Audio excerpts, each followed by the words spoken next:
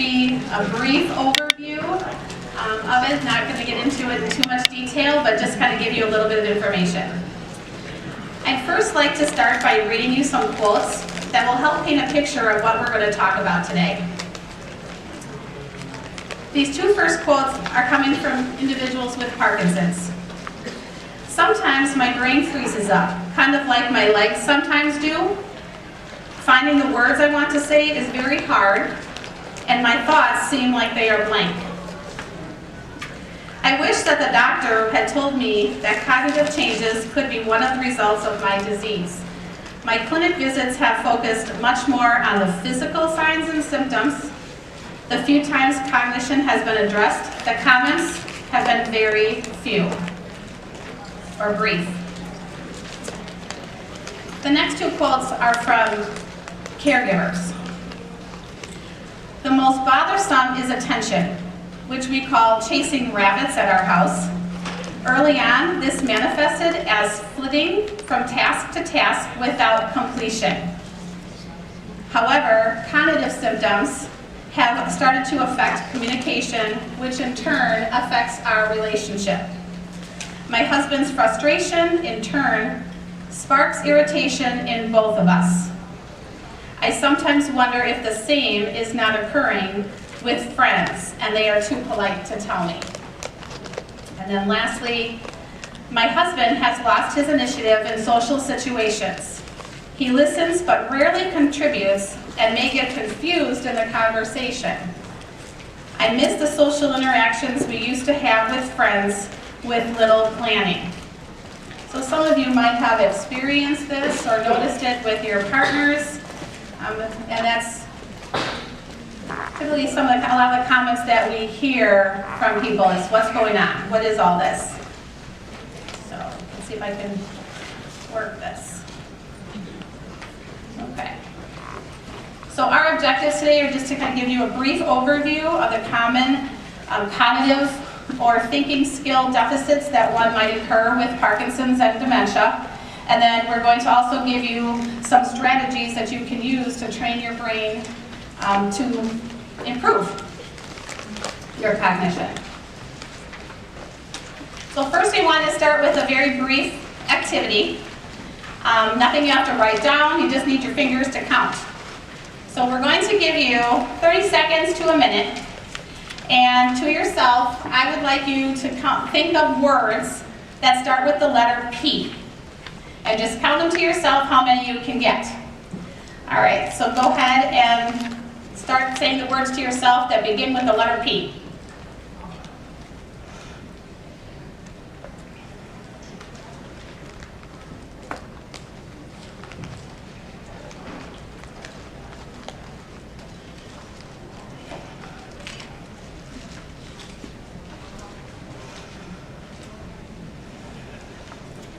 All right, so we'll stop there. How many of you thought it was going to be easy to do that? How many of you found it a little bit more difficult than you thought? Yes. How many got at least 5? Okay, how about 10? Good. 15? Less hands. Anybody get 20? Only a few. Okay, so this is something that sounds so easy, but yet when we start to have difficulties with our memory and thinking skills, it becomes very difficult to do. So let's just first talk about normal aging. In general, cognitive changes in normal aging should really not interfere significantly at all with your daily routine. It's just that once in a while, fluky, forgetting a name when you go to church and you recognize that person, but you just cannot remember their name at that particular moment. It could be forgetting where your keys are, but it's just not something that happens on a normal routine basis. As we age, this happens usually to everyone. Dementia and Parkinson's disease. So the literature suggests that the longer that someone has Parkinson's disease, they're more likely to develop dementia. These risk factors include advanced age. Again, the longer that you have the disease, The limited cognitive reserve, meaning if you don't keep your mind active and going, your chances of getting dementia are a little stronger. Hallucinations, and if your predominant quality with Parkinson's is motor related, if it's gait pattern, gait dysfunction. So again, according to the Alzheimer's Association, about 50 to 80% of individuals with Parkinson's disease may develop dementia at some time. 57% of individuals will develop mild cognitive impairment within 5 years of diagnosis. Mild cognitive impairment is not quite the normal aging, but definitely not anywhere near dementia. So it's a little bit more, you're forgetting things, forgetting where those keys are, forgetting to pay that bill a little bit more often, maybe leaving something on the stove more often.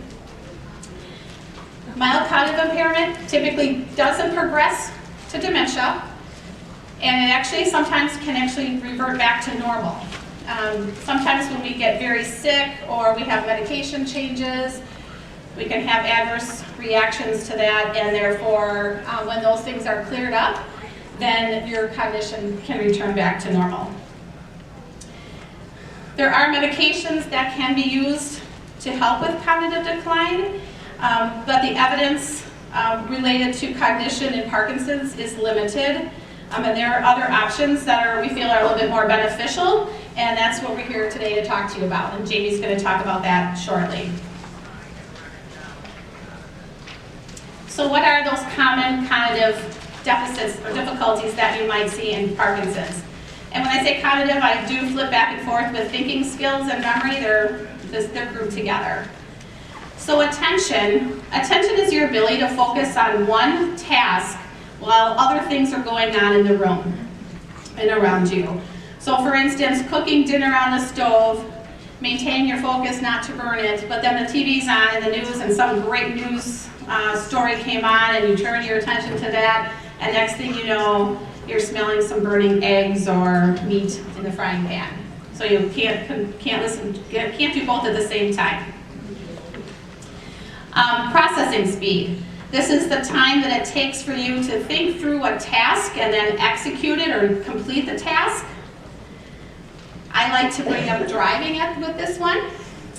With driving, there are many things that you have to pay attention to and you have to process. So while you're driving, you're thinking about people, their cars that might come off and cut you to get in front of you.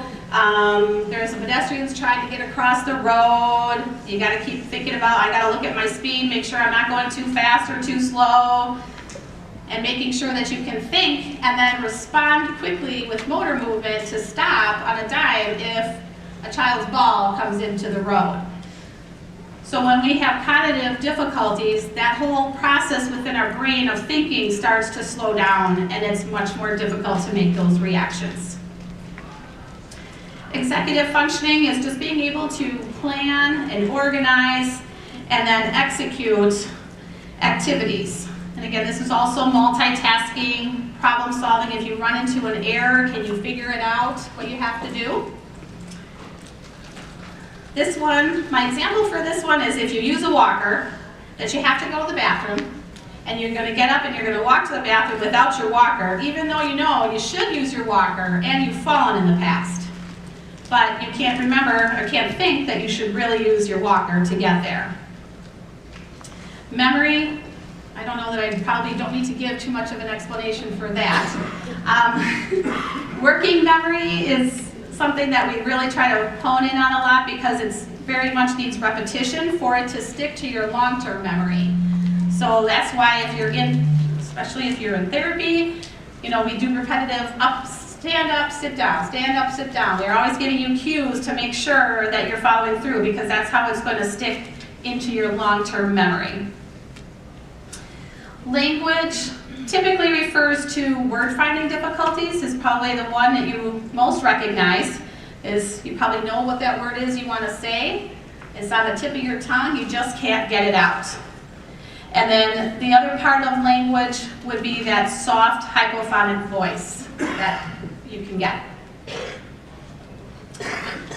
And then lastly is the visual spatial, and this is among the first cognitive symptoms in Parkinson's. and is often predictive of Parkinson's dementia. And this is being able to tell and feel your body in space and where it is in your environment. It has to do with depth perception. It's being able to walk around the house and know that you cannot, trip over the chair or the table, that you can get into the bathroom safely without, maybe having to turn your walker, or that you do have to turn your walker to get in there. The difficulty comes with this is you'll have difficulty navigating in your environment, judging spaces. Sometimes misconceptions or illusions can occur as well with this visual spatial. So along with those cognitive concerns, these are some secondary concerns.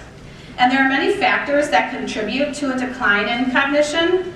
Executive functions, like we just talked about, are particularly vulnerable to depression, anxiety, apathy, including attention shifting, being able to go from one thing to the other, the cognitive flexibility, planning, reasoning, and problem solving.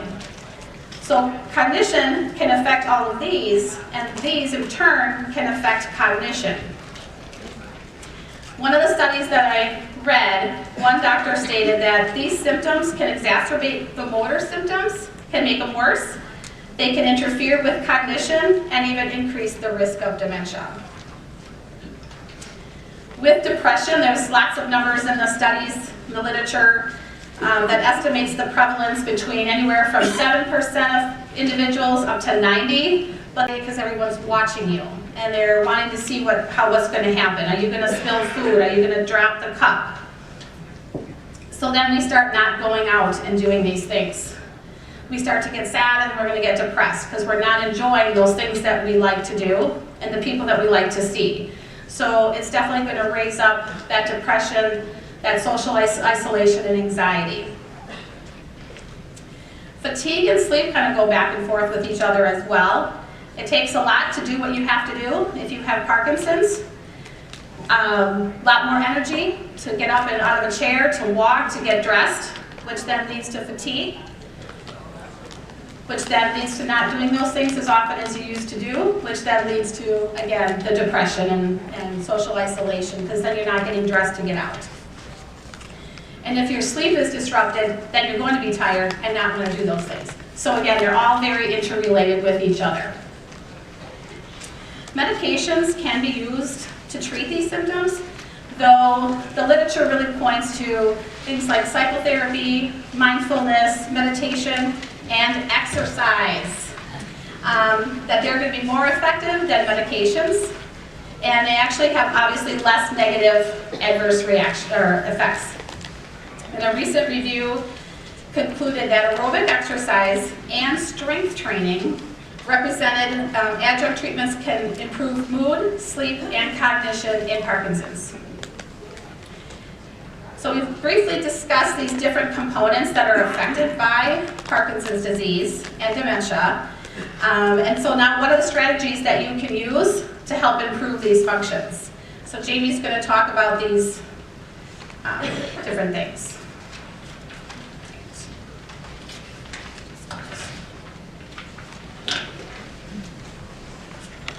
As Jill mentioned, there are some factors that were in your control, such as the exercise, diet, doing those brain challenges, and managing your stress. So let's begin to dig a little deeper into ways in which these can have an impact on our mental focus and memory. So according to the American Cancer and Heart Association's 150 minutes of physical activity per week led to less symptoms of cancer and heart disease, such as heart attack or stroke. A Parkinson's disease study also found that 150 minutes of moderate intensity physical activity led to improved cognition, and these results persisted over 18 months. Therefore, knowing that exercise can have long-term benefits on our cognition, let's begin to find out some ways how we can remain active with exercise. As we know, with a Parkinson's diagnosis, an individual can have changes in their voice. They become softer, more monotone, hoarse, and can have mumbled speech. LSVT Loud, or Lee Silverman Voice Treatment, is aimed at recalibrating your voice so you become more comfortable with that louder speech that will appear more normal to your peers. With a Parkinson's diagnosis as well, we also have changes in our movement. They can become slower, they can become smaller, and we can have freezing and tremors. You can also have poor posture and balance. With LSVT Big, this is aimed at recalibrating those movements so you become more comfortable with those larger, bigger movements that will appear more normal to your peers. With both of these programs, they are an hour-long session, 4 days a week for 4 weeks in a row. They have a focus on amplitude and recalibration. With these programs, the benefits can be seen when it's initiated at any stage of Parkinson's disease. However, the earlier you begin, the better. Whether you are a patient or a caregiver, look at lsvtglobal.com, where you can find more information on when and how to begin, finding a clinician located near you, and getting some education and tips. Additional aerobic activity that also has been researched in the Parkinson's community is boxing. Specifically, non-contact boxing, as these are drills that focus on coordination, balance, motor function, and speech. These drills work to improve speed, agility, accuracy, your balance, your hand-eye coordination, and your motor skills with your feet. Not only is boxing an opportunity to improve your overall health, but this gives you an opportunity for socialization and some support. Dancing has also been researched in the Parkinson's community, and there has been improvements in motor function, such as walking and your ability to participate in those activities of daily living. You also will have improved quality and quantity of sleep and improved mood. And again, with dancing, not only are you learning something new, which is challenging your brain, you are getting an opportunity to socialize and some social support. An additional aerobic activity that has been looked into for the Parkinson's community is swimming. You can work on those big movements in the water without having to worry about the fear of falling, so you can increase your confidence. You also can work on that loud voice by counting those repetitions, and I would like to challenge you to count those in 2s or 3s, in forwards or in reverse, to make sure you're working on your brain as well. Swimming can also improve postural stability, and the resistance of the water challenges your balance and your posture, and it can soothe those tremors. The warm water also is good for those tremors, rigidity, and pain reduction, as well as stress relief. Again, it's like those other activities I have mentioned, this is a form of socialization and social support as well, so you can work on those verbal skills. So regardless of the activities that you are participating in, the important thing is that you're getting up and moving. This could be taking a walk around the block or going to the grocery store. And while you're sitting at home watching your favorite television show, make sure that you are the one going to the fridge to get your favorite snack or beverage during those commercial breaks. Moving to nutrition. So there is more research that needs to be done in this area, as there is limited evidence on the relationship between Parkinson's disease, diet, and cognition. I will recommend that you do consult your physician before making any dietary changes, and you could even request a referral from a dietitian. Looking at the latest research, we found a study where 93% of participants reported that their diet and nutrition had an impact on managing those symptoms. I'm going to go over 2 diets briefly that have been researched in the Parkinson's community. The first is the DASH diet, which is the dietary approaches to stop hypertension. The benefits of the DASH diet include increased energy, maximizing the potential of medications, preventing hospitalizations, and improving overall health. Specifically related to Parkinson's disease, the DASH diet can, it can help with that high blood pressure that is associated, it can help with fluid retention, and it can also help slow down neurocell damage. Some foods that you want to think of are your antioxidants, such as fruits and vegetables, and the brighter the fruit, the better. You also want to think of anti-inflammatory foods, such as dark leafy greens and tuna. This will help slow cell damage as well. We also want neuroprotective foods to slow cell damage and preserve cognitive function, and this can be found in fish, blueberries, and various nuts. If you are looking for a beverage with all three of these things, green tea is a great choice. It has antioxidants, it is anti-inflammatory, and neuroprotective. We also want omega-3 fats and magnesium found in grass-fed beefs and enriched eggs. This will again help preserve that cognitive function. You want to find non-dairy forms of vitamin C and D because dairy can hinder the absorption of levodopa. We want this in your diet to prevent your risk of developing osteoporosis. You can think of your soy or almond milk and lean meat or poultry. With Parkinson's disease as well, it is not only your movements that are slowing down, but your digestive tract is slowing down as well. So you want to watch your water consumption and your fiber in your diet in fruits, veggies, and whole grains. Lastly, keep some protein in your diet with meats and those various nuts because you want to maintain your muscle mass. The MIND diet is an additional diet that has been researched in the Parkinson's community, and this is the Mediterranean DASH interventions for neurodegenerative delay. If you have heard of the Mediterranean diet, it is like a cousin to that DASH diet I just discussed. The combination of these two diets is aimed at preserving that brain function and health.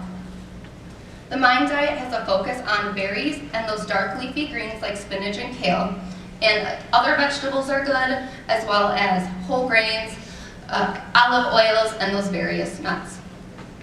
There are foods like any kind of diet that you want to avoid though, and those are all those good things like butter, cheese, sweets, red meats, and fried food. However, with this diet, you can treat yourself to 1 glass of wine per day.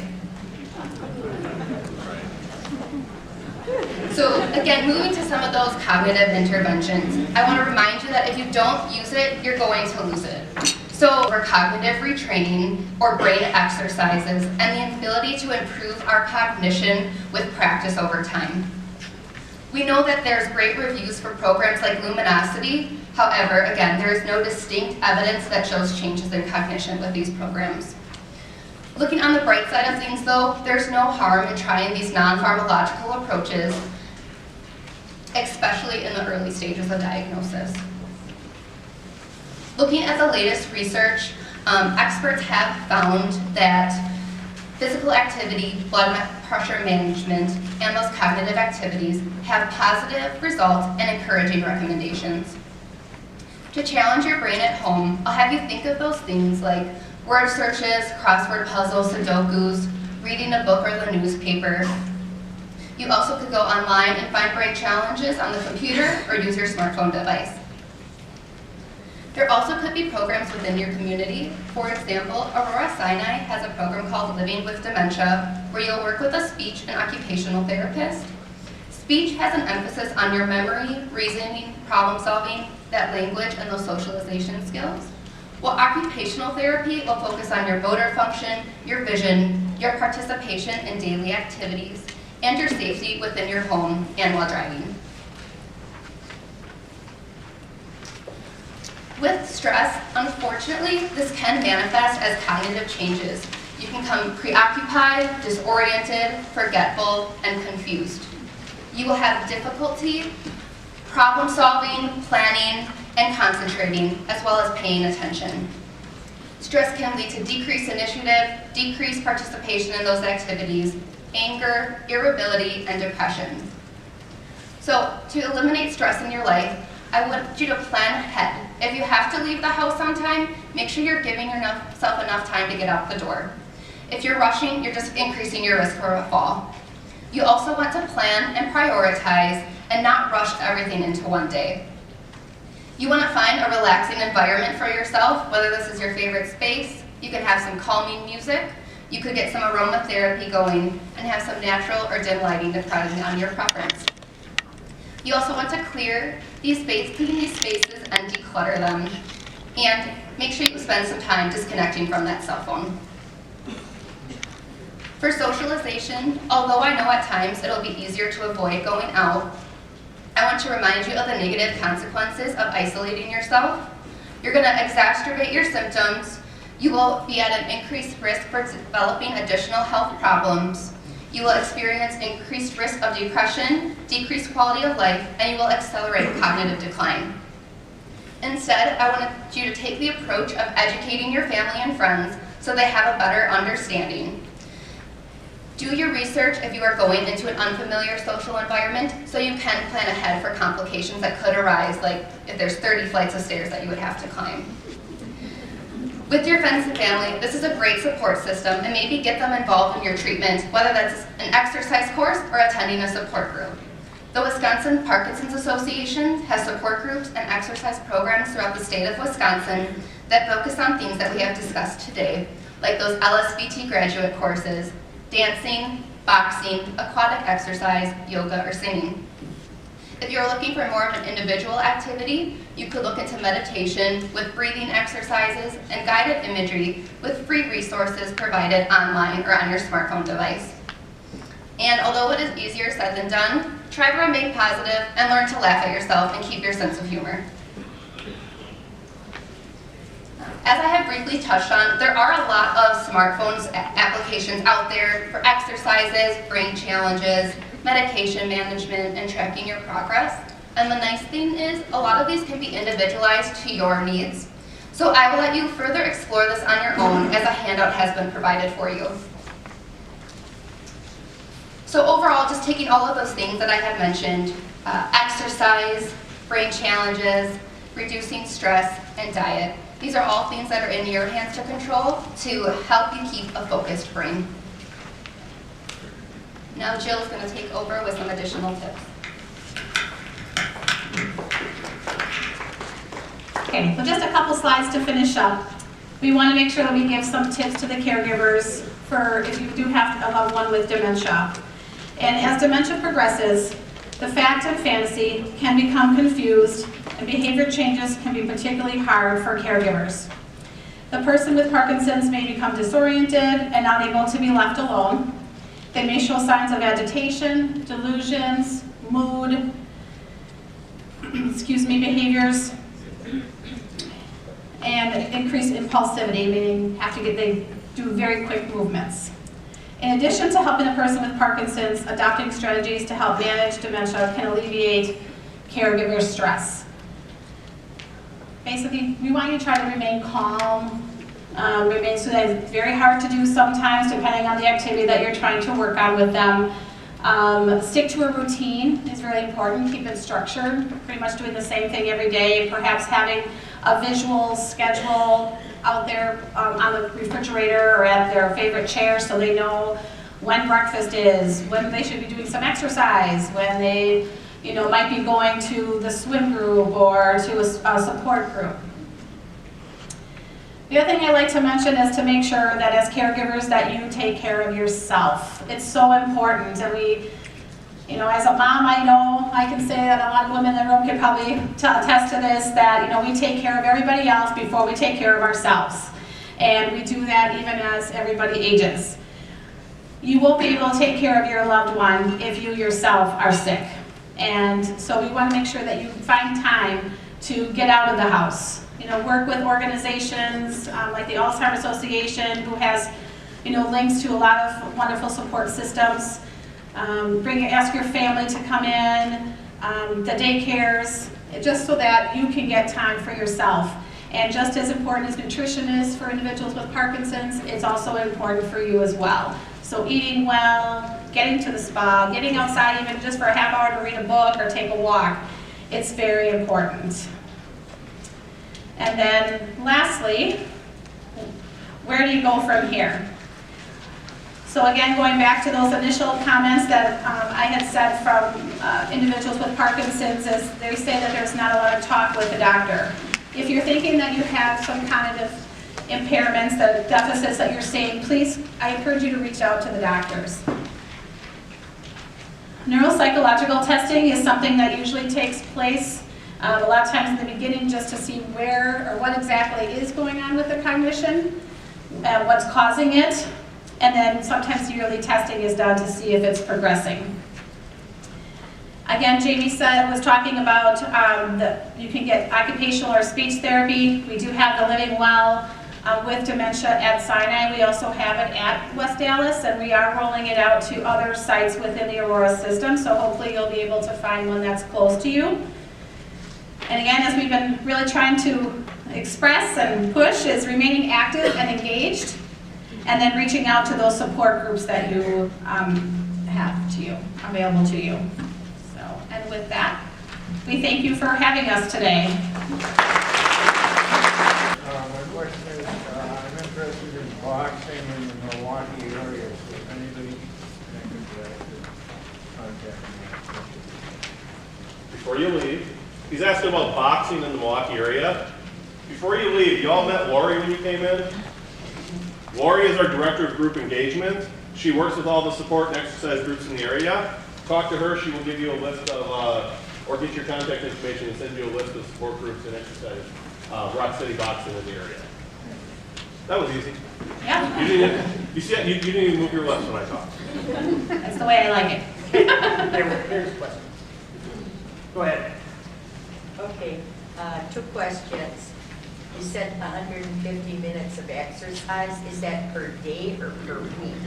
Per week. Per week. Okay, I wanted to know. Yes. Did Per everybody week. hear the question? So she was questioning if it was 150 minutes per day of exercise or per week. It is per week. So just think you can break that down, like 30 minutes for 5 days a week. Take that nice walk outside, walk the mall. Probably takes most of us 30 minutes to walk around the grocery store. Yep. Okay. Second question, why does voice volume lower?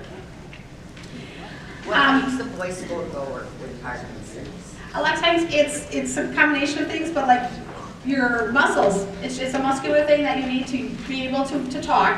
And so it's that those muscles start to get weak, and it takes a lot of effort for us to get those muscles to work to produce.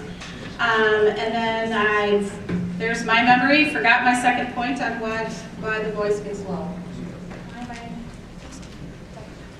Right, and then the breathing. So if you don't have enough, again, that muscular control and core strength that you need to help get that breath out and the words out. Thank you. Mm-hmm.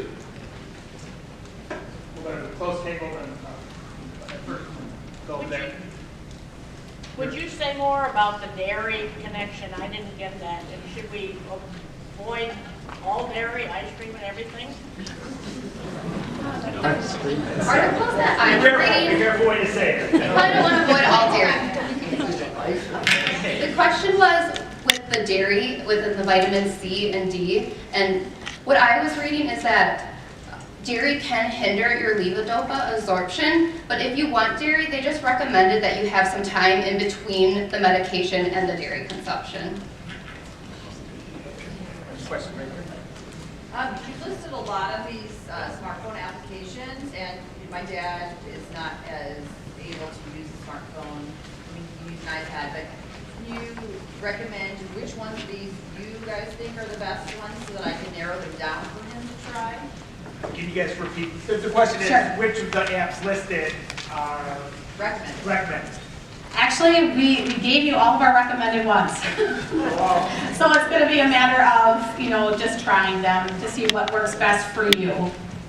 And what about putting those on an iPad for him? So it's bigger than the phone? Yes, you can put those apps on the iPad. You would just need to go to the store on your iPad, download them.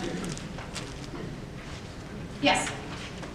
I had heard, and somebody had told me this, that if you have protein within a half an hour of taking your medication, that inhibits the process of a medication working. Is that correct?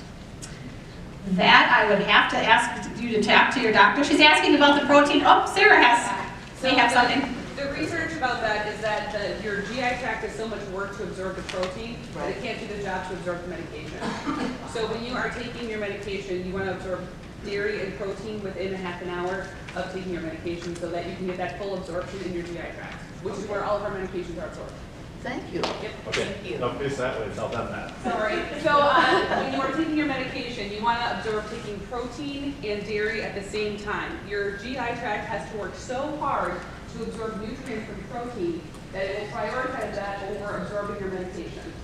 So if you're going to take your medication, make sure that you have a probably 15-minute to 20-minute window on either side before consuming protein and dairy.